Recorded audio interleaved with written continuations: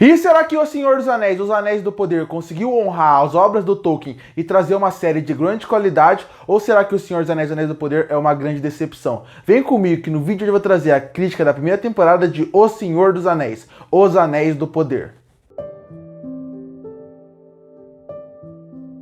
E chegou na Prime Video com 8 episódios a primeira temporada de O Senhor dos Anéis, Os Anéis do Poder. E eu confirmo falando a primeira temporada, porque a segunda já está em gravação, já está confirmada e já está sendo gravada. E eu queria falar, antes de começar a crítica em si, que eu fiz uma crítica, uma análise de episódio por episódio aqui no canal. Então, caso você tenha caído por paraquedas aqui no meu canal, nesse vídeo de crítica, saiba que eu tenho uma playlist aqui no canal onde tem a análise de episódio por episódio. Lá eu falo mais sobre outros aspectos da série em relação a cada episódio. Vai ter minha opinião semanal e aqui vai ser uma crítica mais geral sobre tudo, com uma nota no final. Lá era uma análise por episódio. Deixando isso claro, vamos à crítica da série em si, que começa falando sobre como você consegue sentir o investimento de uma das séries mais caras da história da TV. Para você que não sabe, O Senhor dos Anéis, Os Anéis do Poder é uma das séries mais caras em questão de investimento que fizeram para uma série ser produzida.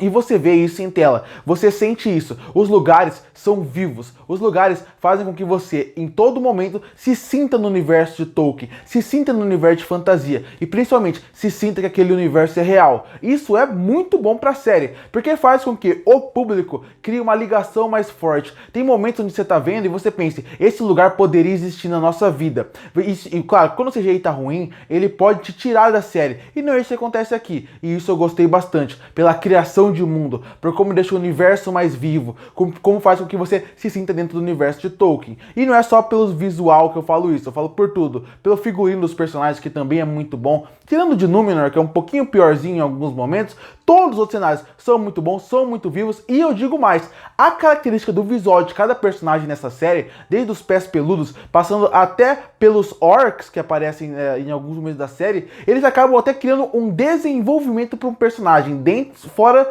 do roteiro, que seria um momento onde você vê como os pés peludos se escondem para outras criaturas não encontrarem eles, como eles são criaturas que são mais sujas por viver o tempo inteiro na natureza, como você vê que os elfos tentam sempre ser um lugar mais pomposo, um lugar mais de realeza, exatamente, e num lugar mais alto, por exemplo, mais bonito, só que você entende que é porque eles são um lugar eles são os mais velhos daquela terra, em questão das criaturas da Terra-média e da Terra do modo geral. Dessa forma você entende isso. E o visual deles, a forma como a série coloca o seu investimento nos figurinos, nos cenários, acaba fazendo com que crie essa ligação, de novo, deixa o universo vivo e ajude a desenvolver os personagens. Tem coisas que você não precisa ver no roteiro para saber. Só de você ver na série, você já consegue entender. Então, o valor de produção dessa série é algo maravilhoso. Outra coisa que vale elogiar seria que como a série começa. Porque a série ela é muito promissora antes de começar. Afinal, estamos falando do universo de Tolkien. Um dos universos de fantasia mais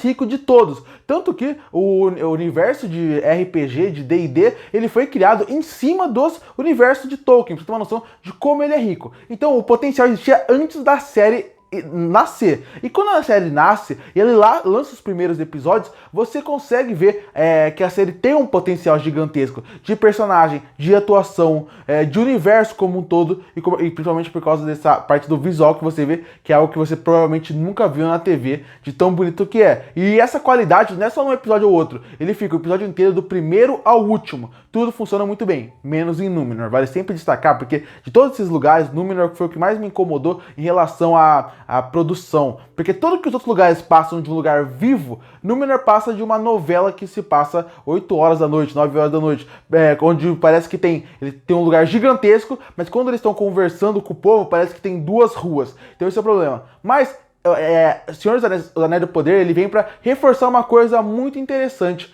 que é como visualmente a série pode ser impecável, maravilhosa. Se o seu roteiro não for redondo, se o seu roteiro não for bem feito, se o seu roteiro não conseguir fazer com que os personagens sejam vivos, sejam carismáticos, tudo isso pode ser jogado fora. E é exatamente o que acontece aqui. O Senhor dos Anéis, Os Anéis do Poder, não é a pior série do mundo. Ela não chega nem perto disso. Mas ela é uma série fraca pela forma como o roteiro trabalhou sua história. No começo eu estava muito empolgado com a série. Quem acompanhou os episódios semanais viu isso. Viu que eu estava empolgado no começo. Mas essa empolgação foi acabando virando em medo ao longo do caminho. E no final virou uma decepção até um final que eu não gostei. E por que isso aconteceu? Por causa do roteiro. Pela forma como o roteiro trabalhava os núcleos. Pela forma como o roteiro trabalhava os personagens. Isso foi fazendo com que a série fosse ficando ruim. Ruim sim. Porque no começo ele é muito empolgante, o primeiro episódio. Como eles apresentam perfeitamente o universo. O roteiro consegue mostrar bem os núcleos, mostrar bem quem são os personagens que a gente vai acompanhar. O episódio 2 e 3 já não é isso que acontece. Eles já ficam perdendo muito mais tempo em núcleo e não consegue fazer com que a história ande. Não consegue fazer com que a história fique interessante. O roteiro não consegue deixar nada super interessante nos episódios 2 e 3.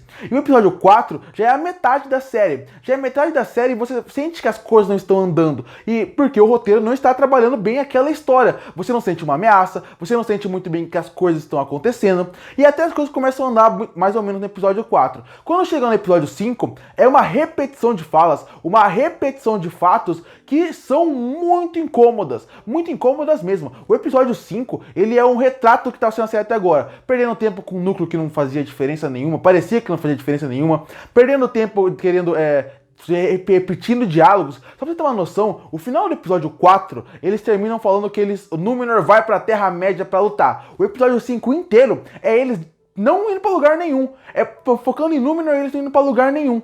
E isso incomoda bastante. Então o roteiro, você vê que até o episódio 5, ele mal andou, ele mal desenvolveu, ele mal fluiu. E pra quem vai assistir episódio de mais de 1 hora semanalmente, isso vai deixando cansado, vai deixando a série arrastada. E os núcleos não vão funcionando muito bem. A dinâmica dos núcleos não é bem dividida e não é bem trabalhada. Aí a gente chega no episódio 6, que é o melhor episódio da série toda. Um episódio fantástico de ação, bem dirigida ação, bem feita, de alto nível, ação realmente de cinema, não é de série de TV, que a produção mostra todo o investimento que eles tiveram ali. Um episódio fantástico. E quando a gente chega no episódio 7, já volta aquele meio marasmo, onde ele tem parece que até o final de temporada, mas não é para ser o final de temporada, algumas conclusões bem rápidas ali, até dá uma desanimada, nem é um episódio tão ruim assim, o episódio 7, mas ele dá uma desanimada. E quando chega no episódio 8, que é o episódio final, ele parece mais o primeiro episódio de uma nova temporada do que o episódio final da temporada assim, da temporada 1. E isso também incomoda porque mostra como o roteiro não é bem trabalhado. Então, a história em si, eu falei todos os episódios de forma rápida para mostrar como a história não foi bem trabalhada ao longo da temporada. E aí também entra no ponto de outras coisas acabam incomodando, como por exemplo, os personagens da série. Já que são muito núcleos e os personagens não são super interessantes, como poderiam ser, porque o roteiro não consegue deixar eles interessantes, por causa que os núcleos não têm tempo suficiente para desenvolver eles em tela. Tem vários personagens dessa série que não são interessantes de se ver, como por exemplo o núcleo dos humanos, onde tem o Arondir, que é um personagem que tem um potencial gigantesco, mas ele não aparece nos 2 últimos episódios para você ter uma noção. E você tem, por exemplo, o tio e a mãe dele, onde são personagens que são muito desinteressantes, um núcleo muito desinteressante. Então, até isso acaba sendo um problema. São tantos núcleos que nem eles conseguem ficar super interessantes, super envolventes, fazendo de novo com que os personagens não sejam bem desenvolvidos e que a história da temporada como todo fique chata, arrastada e cansativa. O bom da série seria no núcleo, por exemplo, do Elrond e do Durin. E por que é bem destacar esse núcleo? Porque se você vê o núcleo como todo na série, você vê que ele não tem uma ligação com a principal ponto da série, que é falar sobre o Sauron, quer falar sobre a Galadriel, quer falar sobre essa parte que todos os outros núcleos se conversam melhor.